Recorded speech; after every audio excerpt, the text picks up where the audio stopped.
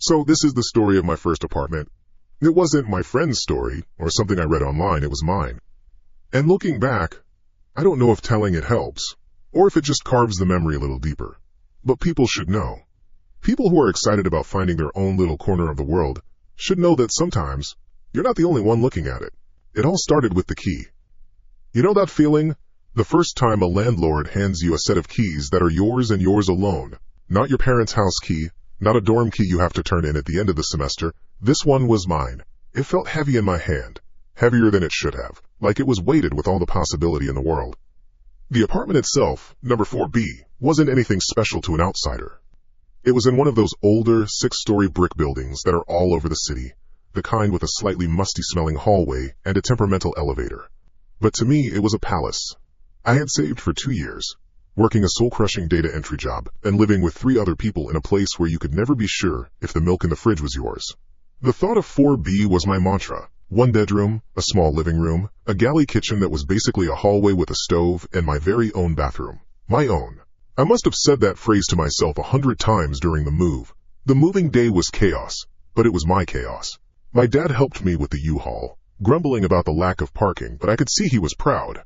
We sweated and swore and hauled boxes and my mismatched collection of furniture up 4 flights of stairs, because the elevator was, of course, on the fritz. By the time we were done, and he hugged me goodbye, leaving me alone amidst a sea of cardboard, I didn't feel overwhelmed. I felt victorious. That first night, I didn't even unpack my bed. I ordered a greasy pizza, sat on the floor using a box as a table, and just looked around. The city hummed outside my window, a constant thrum of sirens and traffic, but in here, it was quiet. It was safe. I walked from the living room to the bedroom and back again, just because I could. I ran my hand along the wall. My wall. The bedroom was my favorite. It was the space I had dreamed about the most. It wasn't big, just enough room for a queen-sized bed, a dresser, and a small nightstand. It had a large window that looked out onto the brick wall of the building next door, which sounds grim, but it meant no one could see in, and it made the room feel even more like a cocoon. A private, personal fortress. This was my sanctuary. This was where I would sleep and dream and be completely, utterly safe from the world. I fell asleep that night on an air mattress on the floor, smiling. I really did. It was the best sleep I'd had in years. The next morning, I woke up to the pale gray light filtering in. I just lay there for a while, soaking it in. The feeling of not having to tiptoe around, of not having to worry about someone else's alarm going off. It was pure bliss. My eyes drifted around the room, taking in all the little imperfections that made it mine. The scuff mark on the baseboard, the spot where the paint was a little uneven, and that's when I first saw it. On the white plaster ceiling, directly above where my bed would eventually go, was a crack. It was tiny. Honestly, if you weren't looking for it, you'd miss it. It was a faint, pencil-thin line, maybe 4 or 5 inches long. My first thought was just a mild flicker of annoyance. Great. Something else to fix. But then I shrugged it off. It was an old building. Old buildings have cracks.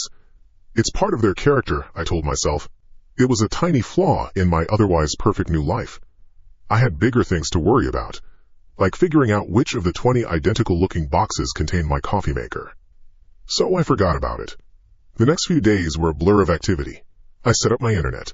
I unpacked boxes with a fury, finding a home for every book and every stupid knickknack I'd accumulated over the years. I assembled an IKEA bed frame with only a moderate amount of crying and swearing. I put my clothes in the dresser. Slowly, the apartment started to look less like a storage unit and more like a home. My home. I'd come home from work, kick off my shoes, and the relief that would wash over me was physical. I could just be. No small talk, no navigating other people's moods. Just me. The bedroom, in particular, became my haven. I bought new sheets, a soft gray comforter, and a lamp for the nightstand that cast a warm, gentle glow. It was the coziest place on earth. I think about a week had passed. I was lying in bed, reading a book.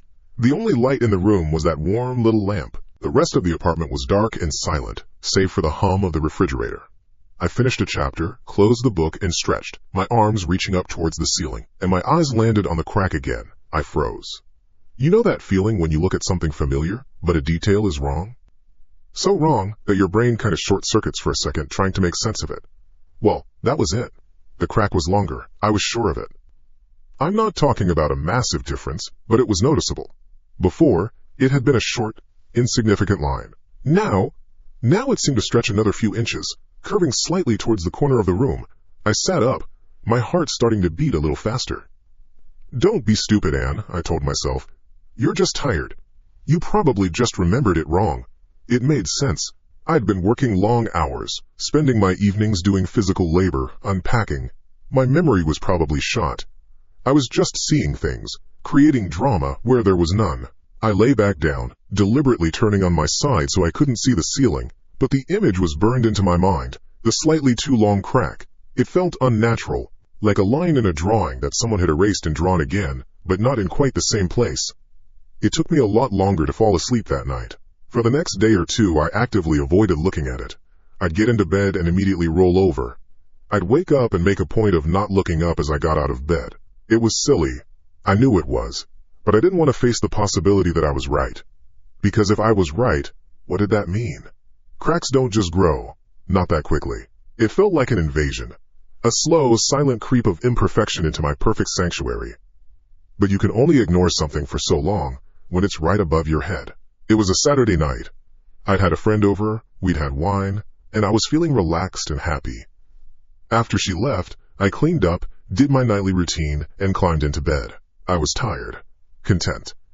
I flicked off the lamp and settled into my pillows, looking up into the darkness, and in the faint city glow that bled through my curtains, I could just make out the shape on the ceiling.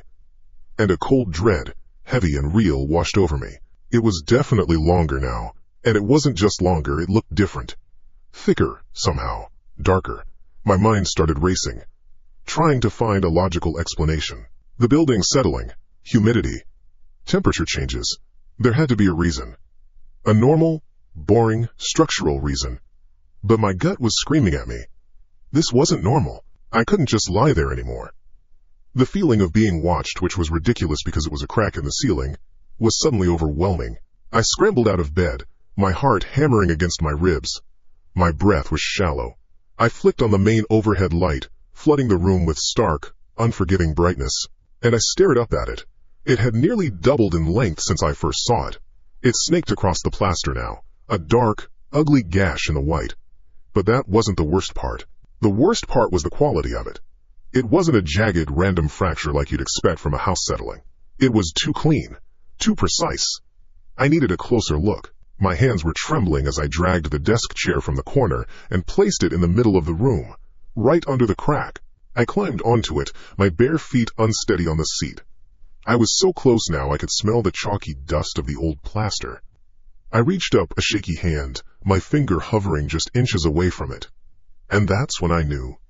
That's when the simple, nagging unease turned into pure, cold fear. This was not a crack. A crack is a break. It's chaotic. It spiders out. This was a cut. It was a perfectly straight line, with an almost imperceptible depth to it. The edges were sharp, not crumbled. It looked exactly like someone had taken a utility knife, pressed the tip into the plaster, and deliberately, carefully, dragged it across my ceiling while I was at work. While I was sleeping, the line wasn't just longer, it was deeper. It was a surgical incision, sliced into the skin of my safe place. And all I could think, standing there on that wobbly chair, staring at the deliberate man-made mark just a few feet above my pillow, was, who and why? I got down from the chair. My legs were shaking so badly I almost fell. I pushed the chair back to its corner with a scrape that sounded way too loud in the quiet room. Then I just stood there, in the middle of the floor, staring up at that cut. The perfect man-made slice in my ceiling. My mind, I think, was trying to protect me. It was throwing out explanations so fast it was like a frantic game of catch-up. It had to be a shoddy repair job. That was it. The last tenant must have damaged the ceiling, and the landlord hired some cheap guy who just slapped some plaster over it and didn't seal it right. That's why it was a straight line. It was following the edge of a patch job. It had to be. I repeated that to myself, over and over, like a prayer. It's a bad patch job. It's a bad patch job. I refused to consider the alternative, because the alternative was unthinkable. The idea that someone had been in my room, with a knife, standing over the spot where I slept. No, that was the stuff of nightmares, of movies. It didn't happen in apartment 4B to a data entry clerk named Anne. Life wasn't that dark. It couldn't be. So, I made a decision. A conscious, deliberate choice. I was going to ignore it. I wasn't going to call the landlord and sound like a hysterical new tenant. I wasn't going to stand on a chair and poke at it. I was going to live my life. I was going to pretend it wasn't there. I was reclaiming my sanctuary by pure force of will. It's funny, looking back, how you can lie to yourself, how you can build a whole fortress of denial just to get through the day. For the next week, I was a master architect of that fortress. I went to work, I came home, I watched TV. I called my mom. I rearranged my kitchen cabinets. I did everything a normal person in a new apartment would do. But there was a new rule. A silent, rigid rule I never spoke aloud even to myself. Don't look up. Especially not in the bedroom. Getting ready for bed became a new, strange ritual. I would change my clothes facing the closet. I'd walk to my bed with my eyes fixed on my nightstand lamp. I'd get under the covers, and immediately, almost violently, roll onto my side to face the wall. My back would be to the room, to the center of the ceiling. It felt safer that way, as if by not seeing it I could make it not exist. But you can't turn off your other senses. You can't stop the feeling. That awful prickly feeling on the back of your neck. The one that tells you you're being watched. It would start as soon as I turned off the light. A heavy stillness would fall over the room, and I'd feel it. A focused, patient attention. It was impossible. It made no sense. But I felt it. It was like standing in a dark room and knowing, just knowing, that someone else is in there with you holding their breath. Sleep stopped being a refuge. I'd drift off from sheer exhaustion, but my nights were a mess of fragmented, anxious dreams. I'd jolt awake at 3 a.m, my heart racing, convinced I'd heard something. I'd lie there, frozen under my comforter, straining my ears. But there was never anything to hear. Just the old building groaning, the hum of the fridge, the distant wail of a siren, and the silence from the ceiling. A silence that felt loud. A silence that felt like it was listening. A couple of times I'd wake up on my back. I don't know if I had rolled over in my sleep or what, but my eyes would snap open and I'd be staring right up into the darkness where I knew the cut was. And every time, a jolt of pure ice would go through me. I'd whip my head to the side, my breath catching in my throat, my pulse hammering against my ribs. I never let myself look for more than a second. A single, panicked glance was all I could handle before the denial kicked back in. It's a crack. It's just a crack. You're stressed. Go back to sleep. But the lie was getting harder to maintain. The fortress was crumbling. Because the cut was changing. In those fleeting, terrified glances in the middle of the night, or in the split second before I remembered my rule in the morning, I could see it. It wasn't just getting longer, inch by sinister inch. It was changing its shape. It had started as a mostly straight line. But now, it was beginning to curve. A slow, subtle arc was forming, like it was snaking its way toward the center of the ceiling. It looked less like a crack, and more like a smile. A thin, black, mocking grin stretched across the plaster above my head. And it seemed deeper, darker. The sliver of blackness was more pronounced, as if whatever was behind it was getting closer. The logical part of my brain, the small, desperate part that was still fighting for control, was screaming that this was impossible. Plaster doesn't behave this way. Buildings don't settle in neat, curving lines. But what I was seeing with my own eyes was warring with everything I knew to be true. I started to feel like I was going crazy. Was I imagining it? Was the stress of the new job and living alone finally getting to me? Maybe I was the one who was broken, not the ceiling. That thought was almost as scary as the alternative. Then came the last night. The night everything broke. I remember I went to bed early. I was just so tired, not just from lack of sleep, but the deep, bone-weary exhaustion that comes from being constantly low-level afraid. I did my whole routine, clothes facing the closet, eyes on the lamp, roll over immediately. I fell asleep. I must have fallen into a deep sleep for once. I don't know what woke me. There was no noise, no sudden jolt. It was more like a change in the air, a drop in temperature that had nothing to do with the thermostat. I was just suddenly, completely awake, alert, and I was on my back. My heart immediately started its frantic, familiar drumbeat. Don't look up. Don't look up. Roll over. Just roll over now. But I couldn't. I was paralyzed. Not with a sleep paralysis. I was fully awake. I could feel my toes twitching. It was a paralysis of pure, animal terror, My body knew something my conscious mind refused to accept. My neck was rigid. My eyes were locked on the ceiling. The room was darker than usual. The clouds outside must have been thick, blotting out the usual dirty orange glow from the city. I could just barely make out the pale gray of the ceiling against the deeper shadows of the corners, and I could see the cut. It was a slash of absolute black against the gray. It was there. It was real. I lay there for what felt like an eternity, my own breathing roaring in my ears. I was trying to will myself to move, to scream, to do anything, but all I could do was stare. And then I saw it. In the very center of that thin black line, something was different. A tiny point of light. No, not light. More like a reflection, a wetness. A glint, so small you would miss it if you weren't staring right at it. It was like a single drop of oil in a sea of black ink. My brain tried to make sense of it. A piece of glass? A nailhead catching the faint light from the window? A water droplet? But it wasn't any of those things. It was too organic. Too perfect. I held my breath. I didn't dare blink, afraid it would disappear and I would go back to thinking I was crazy. The glint was perfectly still. It was focused. It was aimed directly at me. And then, in a moment of stomach-dropping, world-ending clarity, I understood. My vision adjusted just enough. The glint resolved itself into a shape, a circle of white, a dark point in its center, the faint, almost invisible network of red veins. It wasn't a shadow. It wasn't a trick of the light. It wasn't my imagination. It was an eye. A human eye. It was looking down at me from the gash in my ceiling. Time stopped. The world narrowed to that single, unblinking orb, and my own paralyzed body. It wasn't frantic. It wasn't angry. It was just looking, soaking me in. A calm, assessing, proprietary gaze, like a scientist observing a specimen pinned to a board. It knew I was awake. It knew I was watching it watch me. And it didn't move. It didn't blink. It just stared, claiming the space, claiming me, with its silent, dreadful presence. This wasn't a stranger. This was the source of the feeling I'd had for weeks. This was the Watcher.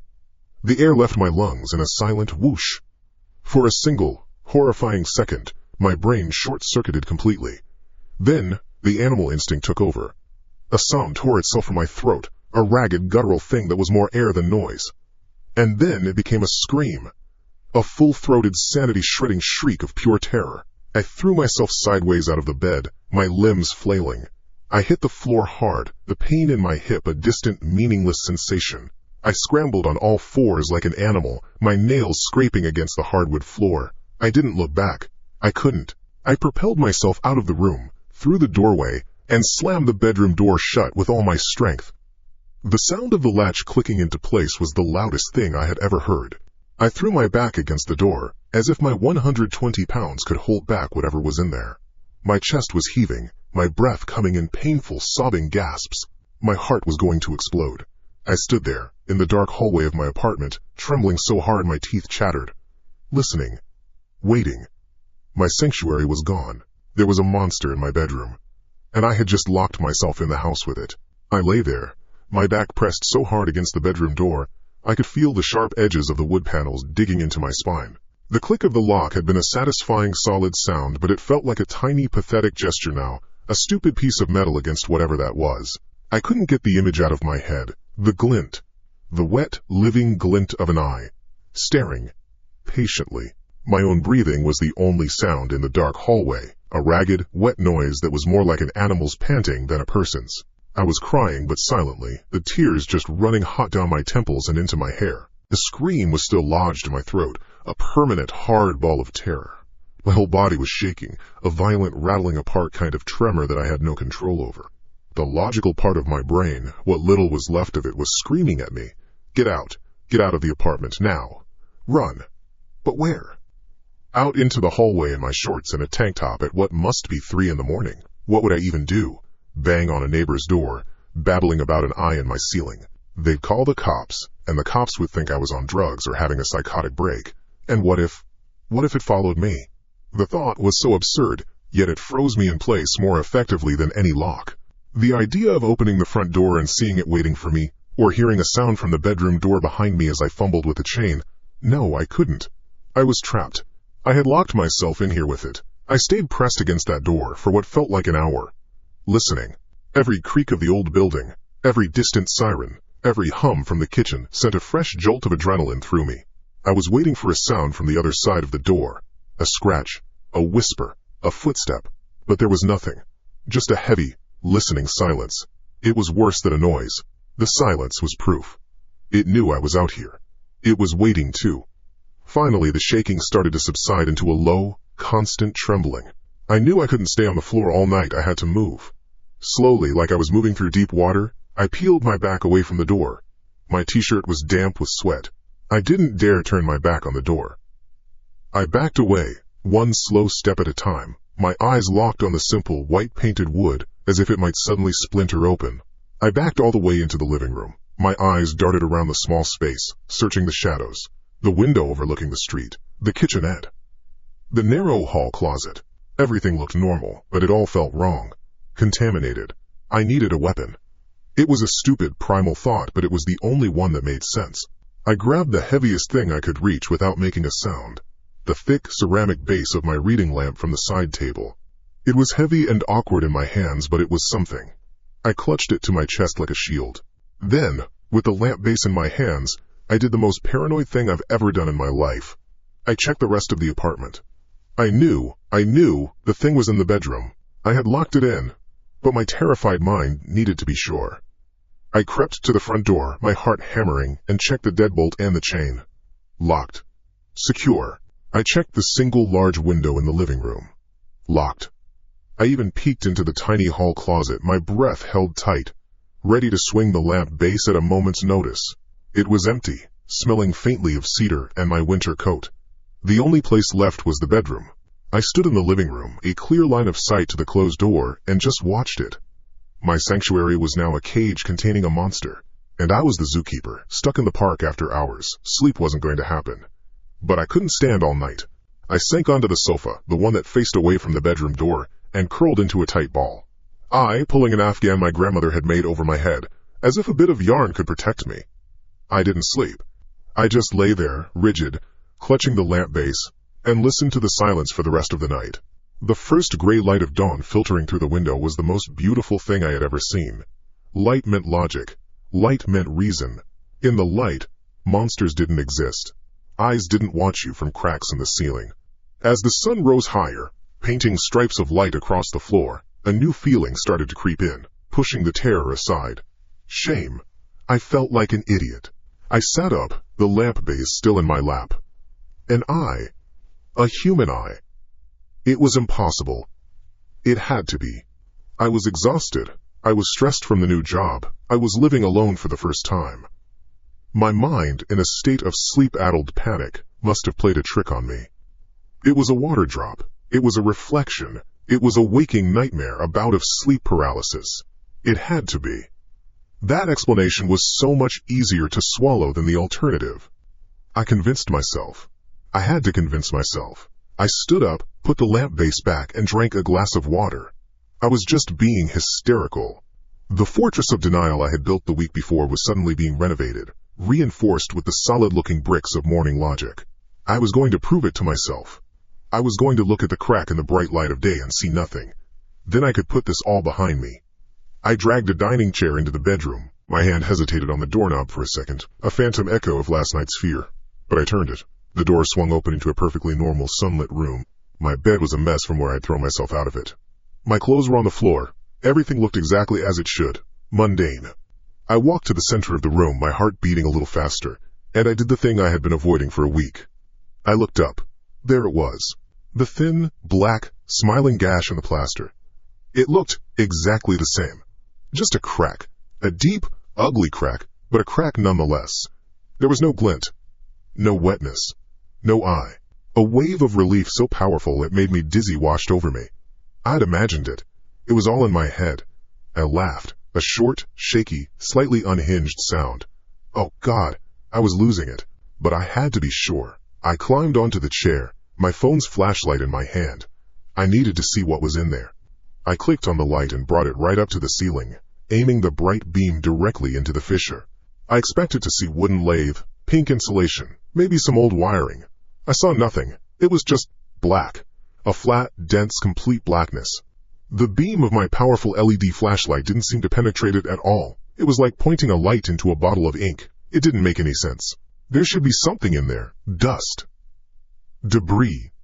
The backside of the upstairs floorboards. But it was a void. I moved the light along the entire length of the crack. The same flat, featureless dark. It absorbed the light. It was wrong. A small, cold knot of dread started to form in my stomach again, undoing all the relief I felt moments before. I stood there, on a wobbly chair, shining a light into a darkness that felt like it was staring back. After a minute, I gave up, clicked the light off, and climbed down. So I hadn't seen an eye. But what I had seen, or rather not seen, was just as unsettling in its own way. The denial, however, was a powerful drug. I chose to ignore the physics-defying void. The important thing was, there was no monster. I had freaked out over nothing. I tidied up my room, made the bed, and decided to work from home. I just needed a day to feel normal in my own space again. I made it through the day. I made it through the evening. But as night fell, the anxiety came creeping back.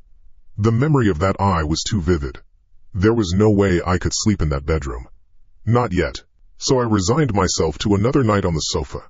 This time, I tried to make it more comfortable, grabbing my pillow and my thickest comforter. I put on a mindless comedy show on my laptop, hoping it would lull me to sleep. It must have worked. I drifted off sometime around 11. I woke up a few hours later. It was the same as the night before. Not a noise, but a change in the atmosphere. A sudden sharp awareness. The laptop screen was black. The apartment was dead quiet. And cold. I looked at the thermostat on the wall. It was set to 70. But it felt like the heat had been off for hours. I lay perfectly still, straining my ears. The usual city hum was there. A distant, muffled drone. But there was something else. A new sound. It was coming from upstairs, directly above my bedroom. At first, I thought it was just the person in 5B walking around. But it wasn't the rhythmic thud of footsteps. This was a different kind of sound. It was a faint, dry, scraping noise. A skittering. It was staggered and irregular. Like someone was dragging a bag of dry leaves across a wooden floor. Or maybe the sound of long fingernails being pulled slowly across drywall.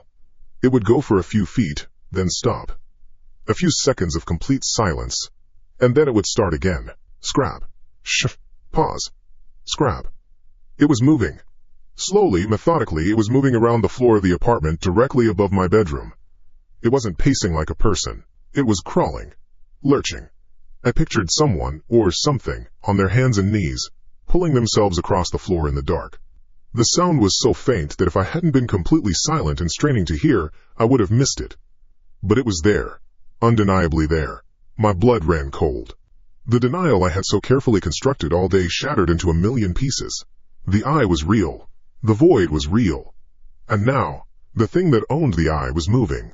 I lay on the sofa, a prisoner under my own comforter for what must have been half an hour, just listening to that horrible stealthy sound from above. It traced a strange path, back and forth, circling the area right over my bed. It was a predator's pattern, a restless, caged predator. My body was rigid with a fear so pure it was almost paralyzing. My mind was just a loop of the same thought, over and over. What is up there? What is in my ceiling? Then, as suddenly as it began, the scraping stopped. The silence that followed was terrifying. I held my breath, waiting. Was it over? Had it gone to sleep? My ears were ringing in the quiet. I counted the seconds. 10. 30. A full minute. Nothing. And then I heard it. It wasn't a scrape.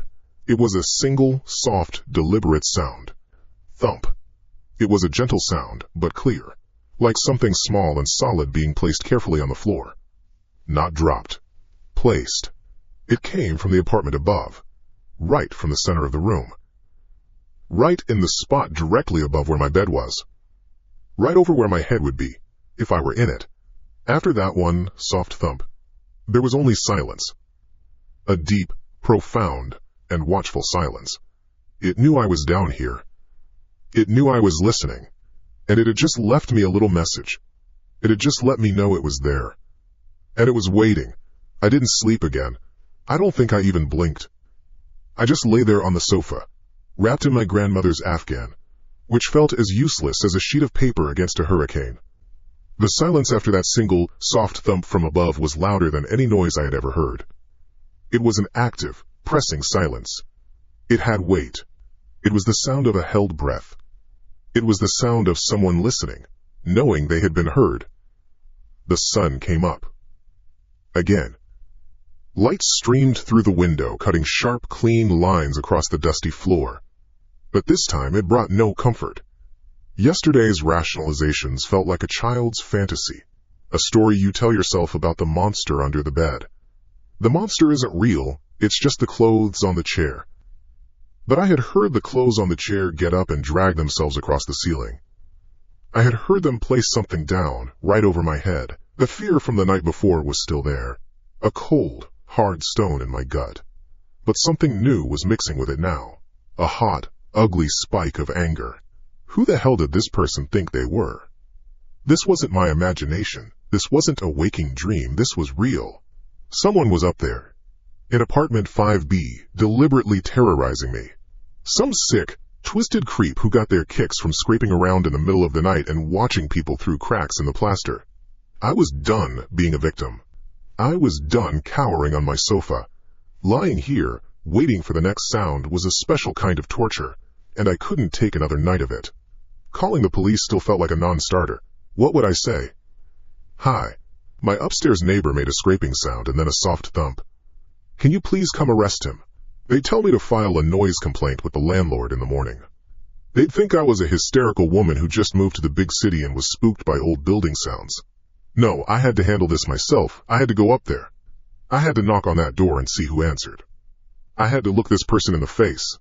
Maybe it was just some college kid who didn't realize how thin the floors were. Maybe it was some nocturnal weirdo who worked on strange art projects at 3 a.m. The explanation was probably mundane. It had to be.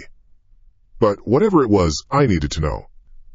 I needed a face to put to the sounds. I untangled myself from the blanket. My muscles ached from a night spent coiled in a knot.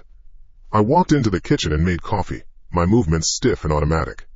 The anger was fueling me, a shaky caffeine and adrenaline kind of energy. I wasn't brave. Don't get the wrong idea, I was just more scared of the unknown than I was of a potential confrontation. The fear of the what if was worse than the fear of the what is. I put on a pair of jeans and a sweatshirt.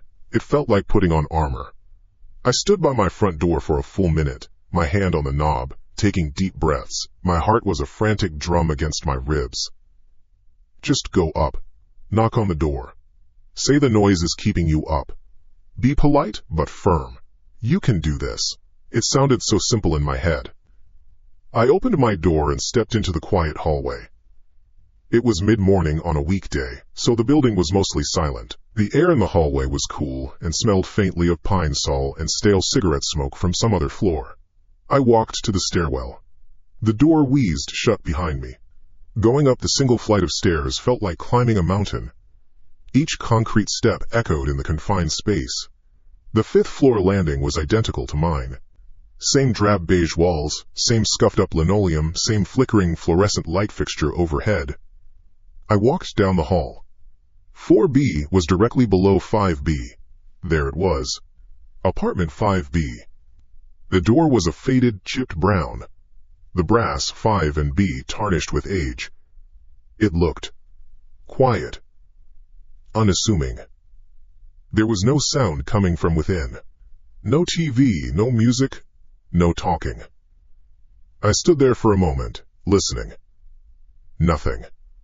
My resolve wavered. Maybe they were sleeping. Maybe they'd left for the day. My mind was screaming at me to just turn around, go back to my apartment, and call the landlord like a normal person. But the image of that eye, the memory of that dry scraping sound, pushed me forward. I raised my hand. It was trembling slightly. I balled it into a fist and knocked. Knock! Knock! Knock!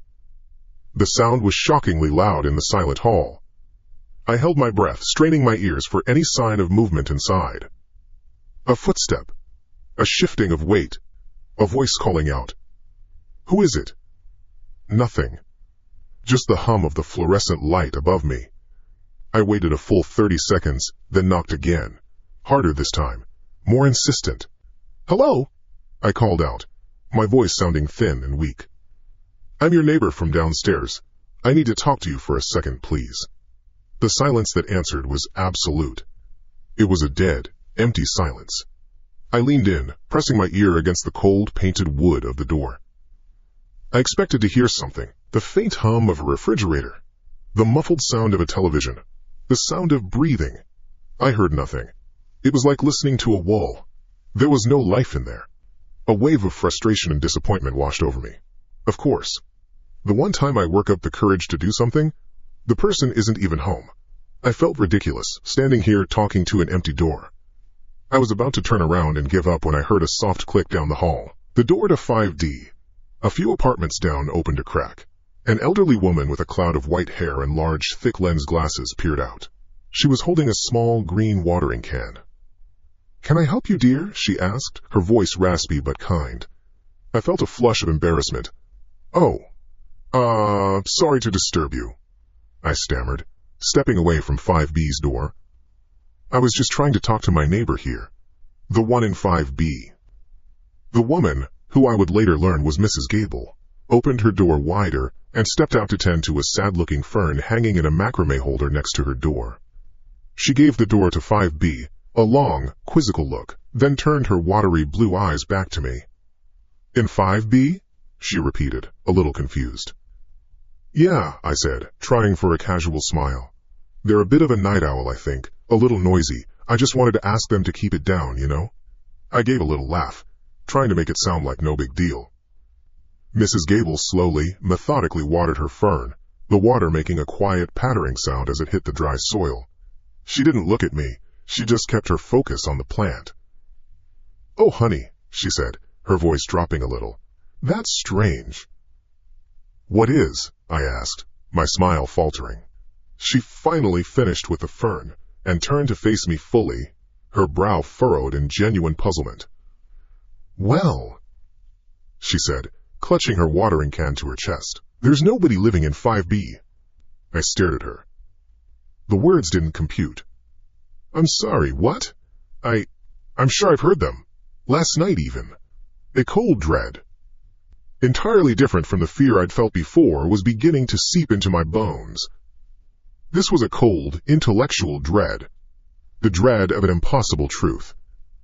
Mrs. Gable shook her head, her expression a mixture of pity and certainty. "No, dear, I'm sure of it. That apartment's been empty for months, since the Hendersons moved out back in the spring. The landlord, Mr. Chen, he's been trying to rent it out. He shows it every now and then, but no one's taken it yet. Last time he was here with someone must have been 2 weeks ago." She leaned in a little, her voice dropping to a conspiratorial whisper. "Between you and me, I don't think he'll find anyone soon. The Hendersons left because of the plumbing issues. And there's a draft." I couldn't speak. My mouth was dry. The hallway seemed to tilt. Mrs. Gable's voice became a distant buzz. "Empty for months." The words echoed in the silent space inside my head. "Are you all right, dear?" she asked, her face swimming in my vision. "You've gone as white as a sheet." Yeah, I managed to croak. "I'm fine. I must have been mistaken. Maybe the sound was coming from somewhere else." I was babbling, saying words that I didn't believe for a second. "Old buildings make all sorts of noises," she said, patting my arm reassuringly. "You'll get used to it." She gave me a final, kind smile, then retreated back into her apartment, the door clicking shut and leaving me alone in the hallway again. I stood there, frozen. I looked at the door to 5B. It didn't look unassuming anymore. It looked like a tombstone. It was empty. The apartment was empty. The realization hit me not like a wave, but like a slow, crushing pressure pushing the air from my lungs. Every rational explanation, every comforting possibility, was incinerated in an instant. It wasn't a weird neighbor. It wasn't a college kid. It wasn't a prank. The eye I saw wasn't a hallucination. The scraping sounds weren't the pipes. The soft, deliberate thump wasn't a book falling off a shelf. It all came from an empty, locked apartment. There was someone in there. Someone who didn't live there. Someone who had found a way in and was just staying there. In the dark. In the cold. Moving around in the dead of night. Right above my head. He wasn't a resident of apartment 5B. He was a resident of my ceiling. And he was watching me. I don't know how long I stood there in that fifth-floor hallway, just staring at the door to 5B. Time seemed to stop working properly. My legs were frozen. All the blood in my body felt like it had turned to ice water. Mrs. Gable's kind, pitying face, her casual, world-shattering words, "It's been empty for months," played on a loop in my head. Empty. The word itself felt hollow, echoing in the dead quiet. The fluorescent light above me hummed, a sick, buzzing sound that vibrated in my teeth. I looked at the chipped brown paint on the door. It wasn't just a door anymore. It was a lie. It was a cover. Behind that thin piece of wood wasn't an empty apartment with plumbing issues and a draft. Behind it was a man who watched me sleep, a man who dragged things across the floor right above my head, a man who existed in a place where no one was supposed to be. He wasn't a neighbor, he was an infestation. And then, something in my brain just broke. The paralysis shattered, and a different kind of energy, a wild, animal terror, flooded my system. It was the frantic, thoughtless instinct of a mouse that has just seen the shadow of the hawk. I didn't think. I just turned and ran. My feet slapped against the linoleum. I didn't dare look back. I practically fell down the single flight of stairs, my hands skidding along the cool, gritty concrete wall. The stairwell door wheezed open and slammed shut behind me. I was on my floor now. My door, 4B, was just a few feet away. My keys. I needed my keys. My hands were shaking so violently I could barely get them into my pocket. My fingers felt like clumsy, useless sausages. I pulled the keys out and they jangled loudly, a sound that felt like a scream in the silent building. I fumbled with the lock, my breath catching in my throat, praying he wasn't somehow right behind me, listening to my pathetic, panicked attempts to get to safety. The key finally slid in. I twisted, threw the door open, stumbled inside, and slammed it shut behind me. I leaned against it, my whole body trembling. I shot the deadbolt home. The thunk was the most satisfying sound I had ever heard. I fumbled with the chain lock and slid it into its clasp. Locked. Safe. But I wasn't safe. The thought hit me with the force of a physical blow. The realization was so stark, so awful, that I actually took a step back from the door. Locks. Deadbolts. Chains. What good were they? He wasn't trying to get in through the front door. He was already in. He was in the bones of the building. He was in the space above my space. And the only thing separating us was a half-inch of old, cracking plaster. My eyes shot to the ceiling in the living room.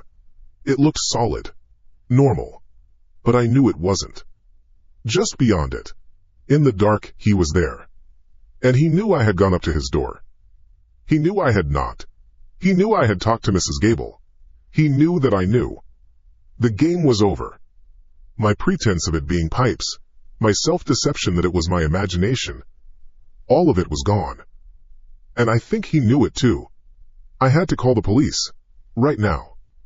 My phone was on the small entryway table where I'd dropped my purse. My hands were still shaking, but a new kind of adrenaline was kicking in, the adrenaline of action.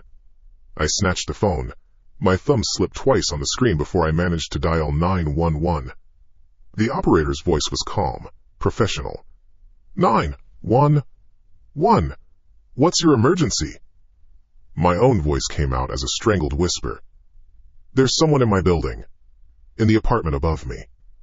I paced the small living room, my eyes darting between the front door and the closed door to my bedroom. Okay, ma'am, what's the address? It's 114 West Ash Street, apartment 4B, I said, trying to keep my voice steady. But he's not in my apartment. He's in the one upstairs. 5B. And is this person threatening you? Are they being loud? How can I explain it? He's been watching me, through a crack in my bedroom ceiling. And the apartment, it's supposed to be empty. My neighbor said it's been empty for months. I knew how I sounded. I sounded crazy. I could practically hear the operator typing hysterical female into a report. Ma'am, stay on the line with me. Has the person made any attempt to enter your apartment? No, but... Click. The sound was not loud. It was not a crash or a bang. It was a small, dry, metallic sound, a precise sound. And it was unmistakable. It was the sound of a lock turning. It came from my bedroom door. I stopped dead in the middle of the living room. The phone was still pressed to my ear, but the operator's voice faded into a meaningless buzz. The world narrowed to that sound. That single, impossible sound. It was the sound of someone unlocking my bedroom door from the inside. He wasn't in the apartment above me anymore. He was in my bedroom. Right now. Panic, pure and undiluted, shot through me like a bolt of lightning. My entire thought process short-circuited. There was no room for logic, for questions of how. There was only a primal, screaming need to survive. He was in the house. The operator was still talking, a distant, tinny voice of a world that no longer existed. Without thinking, I gasped the address one more time into the receiver. West Ash Street, 4B, please hurry. And I didn't even hang up. I just let the phone drop from my hand. It clattered onto the sofa cushions, the operator's voice now a faint, muffled squawk. I needed to hide. Now! My eyes darted around the small living room.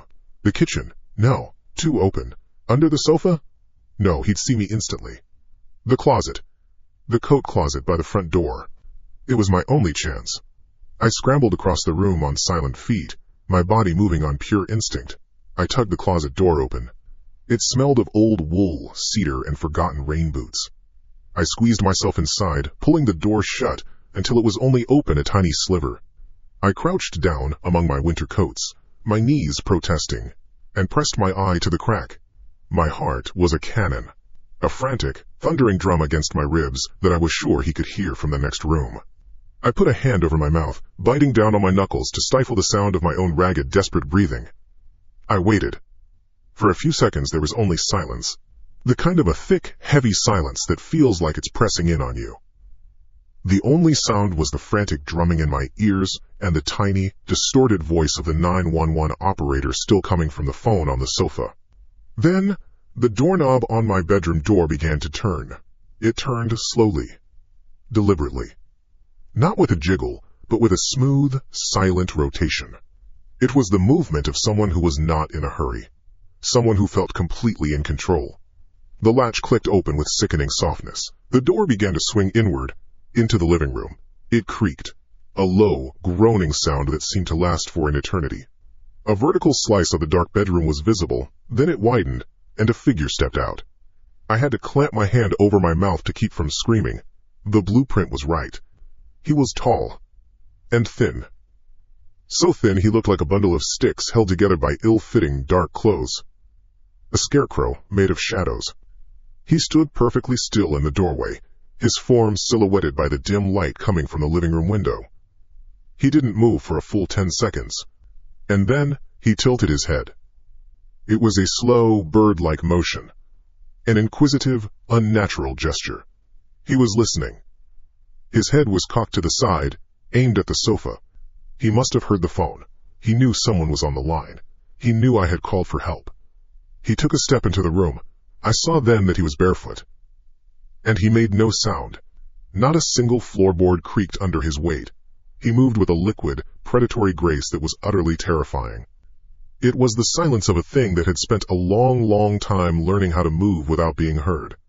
He glided over to the sofa and looked down at the phone. He didn't pick it up. He just stared at it, his head still tilted. I couldn't see his face, it was lost in the shadows, just a pale, blurry oval beneath a mess of dark hair. But I didn't need to see his face. The way he stood, the way he moved, it was enough.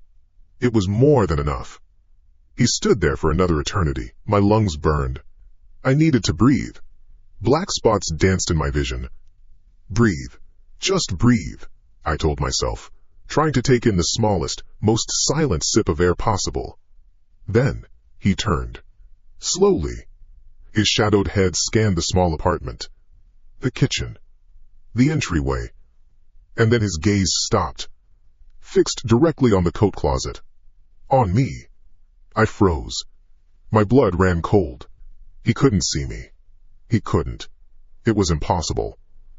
But he was looking right at the door. He knew. It wasn't a guess. He knew. He took a step towards the closet. Then another. He crossed the living room with that same eerie, silent glide. Each step brought his tall, skeletal frame closer, filling the narrow crack of my vision. I could see the worn fabric of his dark jeans, the frayed cuff of his long-sleeved shirt. He was real. He was solid. He was 3 feet away. I was going to die. Here, in this stupid, smelly closet. He was gonna pull the door open and I would see his face and then it would be over. He stopped directly in front of the door. I could feel his presence through the thin wood, a palpable aura of cold, patient menace. I held my breath until my chest felt like it was going to explode. Through the crack I saw his hand begin to rise. It was pale and long. The fingers were like spider's legs, skeletal and gaunt. It rose slowly, deliberately, moving through the air towards the closet door. Towards my face. It was almost there. Just an inch away. I could see the dirt under his fingernails.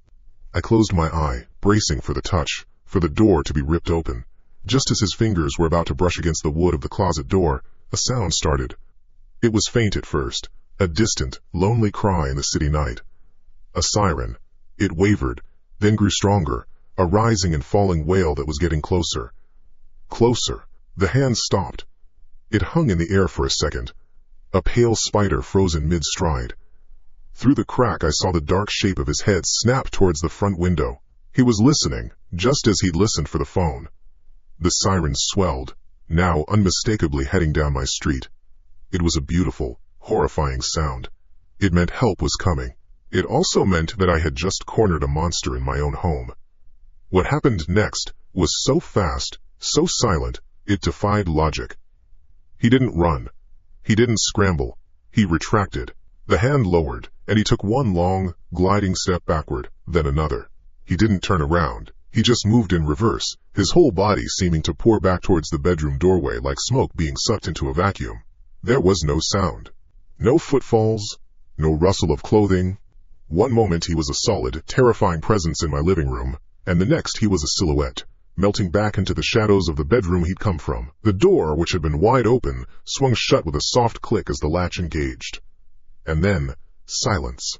A silence more profound and terrifying than the noise before it. The only sound was the approaching siren and the frantic, ragged panting that I finally realized was my own. I stayed crouched in that closet for what felt like a lifetime. I was trapped between the coats, listening. Listening for him. Listening for the police. My world was nothing but the smell of cedar and dust and the thunder of my own heart.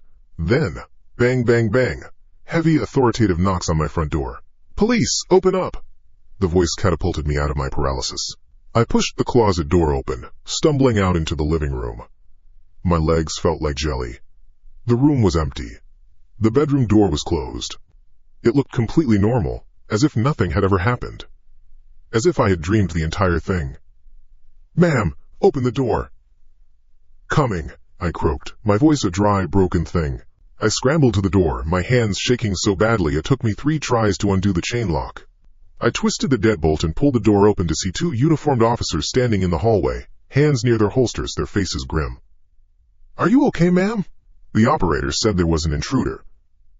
I just nodded, unable to speak, and pointed a trembling finger at the closed bedroom door. "In there," I whispered. "He's in my bedroom." Their professionalism was immediate and almost calming. One officer, the older of the 2, gestured for me to step out into the hallway behind him. The other, younger and broader, pulled his firearm, holding it low and ready. "Stay behind my partner," he said, his voice a low command. He kicked the bedroom door open. It crashed against the inside wall. "Police, show me your hands!" he yelled into the darkness. Silence. He flicked the light switch on. The room, flooded with the harsh, yellow light of the overhead bulb. I peeked from behind the older officer. The room was empty. My bed was neatly made. The window was closed and locked from the inside. There was nowhere to hide. He wasn't there. I felt a wave of dizziness wash over me. He was just here. I stuttered. He came out of that room. He unlocked it from the inside. The officers did a thorough sweep. They checked my tiny closet, looked under the bed, even pulled back the shower curtain in the adjoining bathroom. Nothing. The younger cop came back into the living room, his gun now holstered. "Ma'am, the window is locked." "There's no other way out of that room," he said, not unkindly, but with an edge of professional weariness. "Are you sure you saw someone?" "The lock," I insisted, my voice gaining a desperate edge. "He unlocked it. From the inside. Check the lock." The older officer went to the bedroom door and examined it. He frowned. He turned to his partner. "Lock's broken. Looks like it was forced from the interior side. The mechanism is smashed." It was the first piece of concrete proof. A small wave of validation washed over me, but it was quickly replaced by a new kind of fear. If the lock was broken, how did he close it so neatly behind him? The police spent the next hour with me. They were patient, I'll give them that. I told them everything, starting with the crack in the ceiling, the sounds, the neighbor telling me the upstairs apartment was empty. They listened, they took notes. Then they went upstairs with a master key the building super provided. I waited in my apartment, wrapped in a blanket on the sofa, listening to their heavy footsteps above me. It was a strangely comforting sound compared to the silent dragging I was used to. They came back down 20 minutes later. "Mod.am," the older officer said, sitting on the edge of my coffee table. "Apartment 5B is completely empty. Hasn't been lived in for months, just like your neighbor said. There's dust everywhere, no signs of anyone living there, no bedding, no food. We found no way he could have gotten from that apartment into yours. No secret passages, no holes in the floor." "But the crack," I said, pointing at my bedroom ceiling. He watched me through the crack. He just gave me a tired, sympathetic look. The kind of look you give a person you think is losing their mind. "There's a hairline crack in the plaster, yes. But it's not big enough for anyone to see through. We checked from up there too. It's just old plaster." They left. They gave me a case number and told me to call if anything else happened. But the subtext was clear. They thought a rattled girl, living alone for the first time, had let her imagination get the better of her, maybe spooked herself and broken her own lock in a panic. The empty apartment was the nail in the coffin of my credibility. I didn't sleep that night. I sat on the sofa with every light in the apartment on, staring at the bedroom door. He was gone, but the space of him remained. The violation. He had been in my room. He had stood on my floor. He had breathed my air. The police hadn't found him, which was somehow worse than if they had. It meant he was smart. He knew the building. And he could get in and out of my locked apartment, without a trace. The next day, after a tearful, rambling call to my landlord, he agreed to send a handyman to patch the ceiling and replace the bedroom lock. I think he was more concerned about legal liability than my well-being, but I didn't care. The handyman was a cheerful, bulky guy named Sal who smelled like sawdust and coffee. He laid a big canvas dropcloth over my bed and set to work. The sound of his tools, the scraping, the sanding, was loud and normal. It was the sound of reality pushing back against the nightmare. I sat in the living room, trying to work on my laptop, pretending everything was fine. "Whoa, hold up," Sal called out from the bedroom. My head snapped up. "What is it?" "Found something in here," he said. He walked out, holding a small, dark object between his thumb and forefinger. It was covered in white plaster dust. "Must have gotten knocked loose when I was scraping the old plaster out around this crack. It was just sitting up there on the lath." He dropped it into my palm. It was a USB flash drive, a cheap generic black one with no markings. It was old and scuffed up, cold to the touch.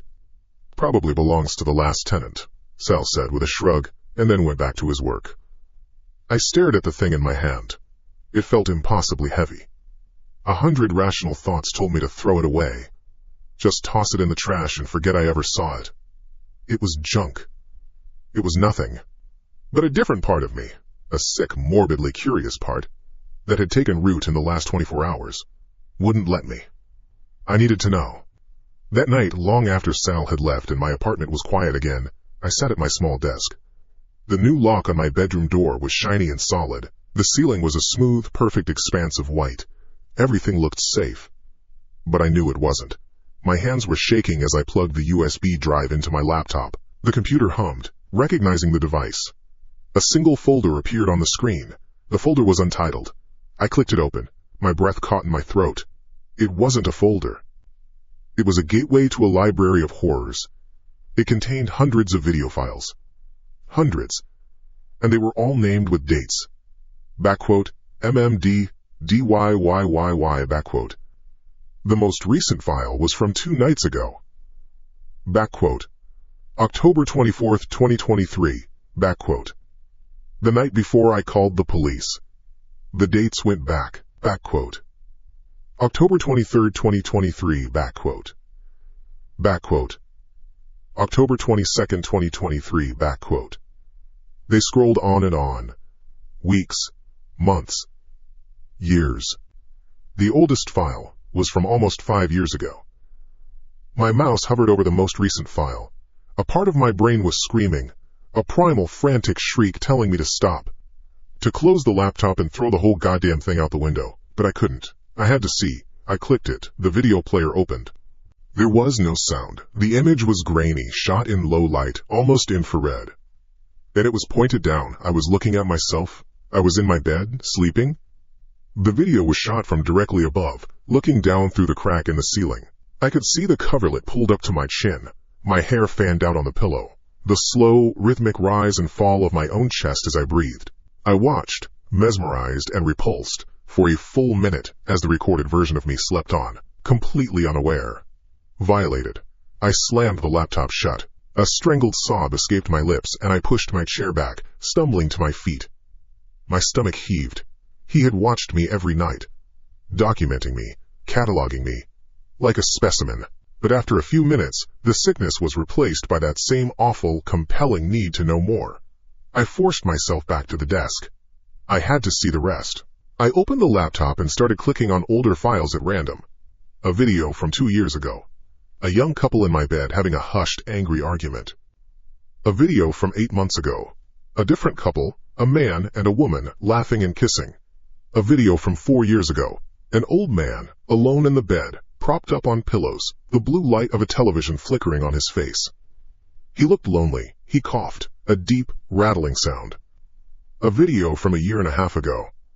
A woman I recognized as the one who had lived here before me, a young mother, rocking a crying baby, in the dead of night, in this very room. On and on it went, a secret history of the most private moments of every person who had ever thought this room was their sanctuary, all seen through the patient, unblinking eye in the ceiling. I sat there, frozen, the glow of the screen illuminating my horrified face. The police were wrong. The crack in the ceiling wasn't just a crack. It was an eye. The man upstairs wasn't just a squatter. He was a collector, a curator, a keeper. And he hadn't been caught. He had slipped away as silently as he had arrived. He had left his collection behind, but he wasn't gone. He was still out there somewhere. And the worst part, the single thought that turned the ice in my veins to absolute zero, was this. Before, I was just another anonymous shape sleeping in a bed. But I had gone upstairs. I had called the police. He had seen me in the living room before he slipped away. He didn't just have my video now. He had my face. He knew who I was. And he knew I was the one who had tried to stop him. I had voted.